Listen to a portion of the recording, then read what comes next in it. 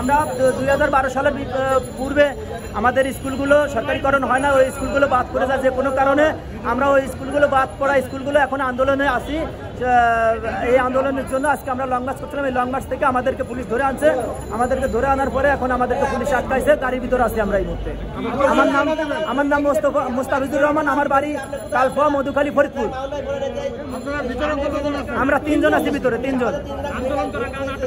হ্যাঁ, আন্দোলন করার সময় আমাদেরকে পানি গ্যাস ছাড়ছে আর তারপর আমাদেরকে ধরে নিয়ে আসছে।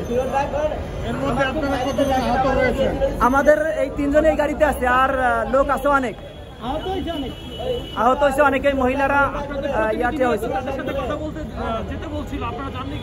কোথায়? সচিবালয় আমাদের কিছু লোক ডাকছিল, সেখান থেকে কোনো ইয়া পায় নাই বা কোনো সংকেত আসে নাই বা এরকম কিছু আসে নাই।